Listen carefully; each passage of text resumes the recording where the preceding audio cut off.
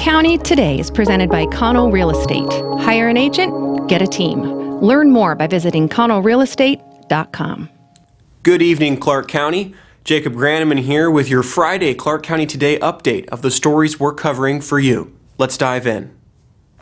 For the fourth consecutive day, Clark County Public Health has reported a death due to COVID-19. The latest victim, a man in his 70s with underlying health conditions, becomes the fifth fatality this week and the 60th since the pandemic began in Clark County. There were 39 new cases reported today, bringing the total for the week to 250, a 12% increase over last week. The number of active cases, meaning people within a 10-day isolation period, rose to 147.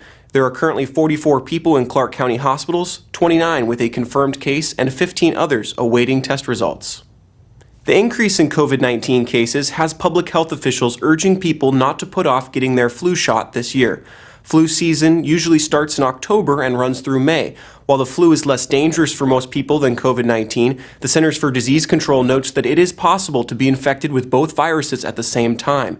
There's also the concern that an increase in cases of flu could make it more difficult to know what may be making you sick or lead to limited capacity in many hospitals.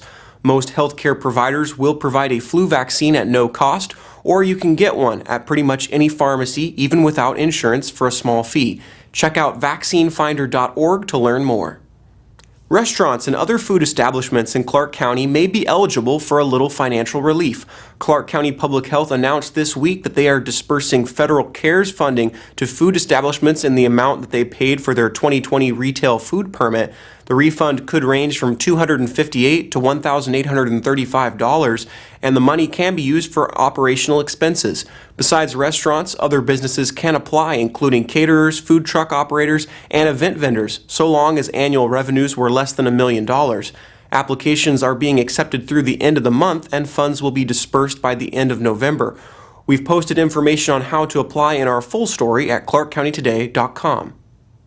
One of the most intriguing races on the ballot for the November 3rd general election is that of the 17th District Representative Position 1 seat, where Republican incumbent Vicki Kraft is once again being challenged by Democrat Tanisha Harris. The two participated in a tight battle 2 years ago when Kraft defeated Harris by just 859 votes, which was less than 1.5%.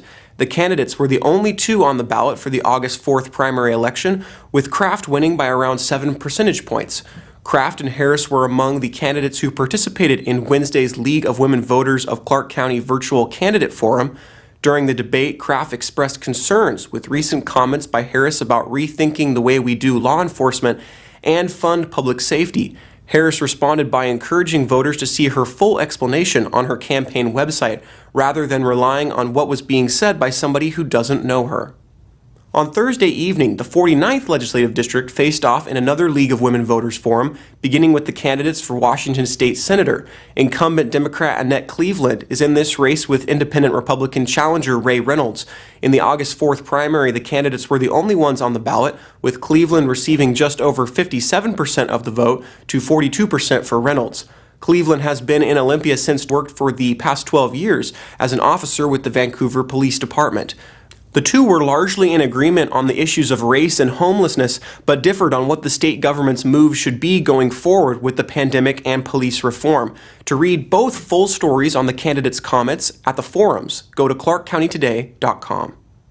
The 16-member Bi-State Bridge Committee overseeing a possible replacement of the Interstate 5 bridge met virtually yesterday afternoon. Oregon and Washington transportation officials briefed the group on previously unsuccessful Columbia River crossing efforts, including the transit options and bridge options.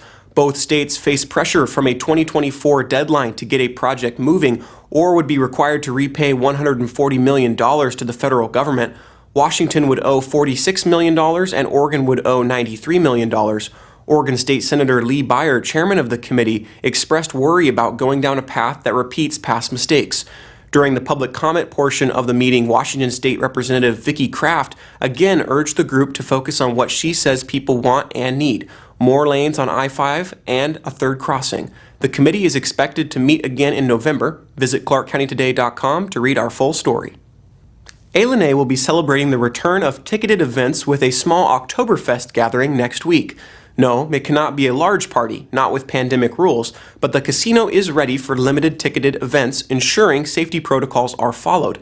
The Oktoberfest celebration at Muse Lounge is set for next Thursday. There is currently no timetable for the return of larger events. There have been no concerts at A since the pandemic, for example, but the casino is celebrating this as a restart of sorts.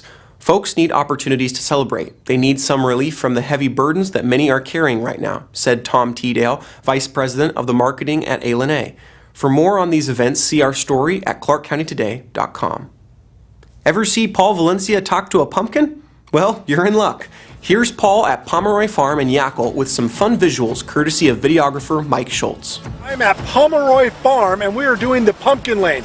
Now technically you got to stay in your car, but we're media, so we got a chance to talk to Mr. and Mrs. Husky and Cougar. Who's going to win the Apple Cup this year? They're speechless.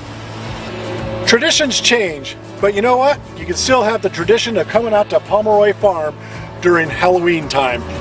This year, no hayride. Instead, you pay a fee and you and your family drive through Pumpkin Lane and see all the pumpkin people. And then, you can buy a pumpkin at the end of your route.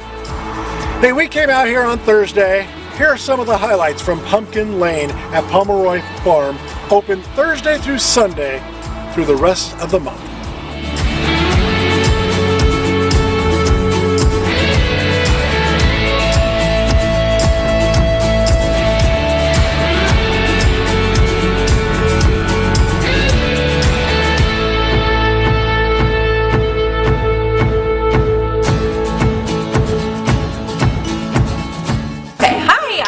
Todd from Pomeroy Farm, and I just want to tell you a little bit about what will be different this year for buying your pumpkins at the pumpkin patch. Since we weren't able to do our hay rides, we have our patch set up here in our farm pavilion at our pumpkin market. So you can come on in, you'll walk in, walk down our aisle, peruse the pumpkins, pick out your favorite one that you love to take home, step up to the counter and pay for it just like you normally would. And you can end your day with a deep fried Twinkie at Megan's Snack Shack. Well, there's a check of the stories we're following for you at clarkcountytoday.com. Be sure to follow us on all the social media platforms, Facebook, Twitter, Instagram, and YouTube to see when stories are posted and be part of the conversation. Send us your story ideas and feedback too. Our email is news@clarkcountytoday.com. I'm Jacob Graneman. From all of us, thanks for watching. Have a great weekend, and we'll see you again next week.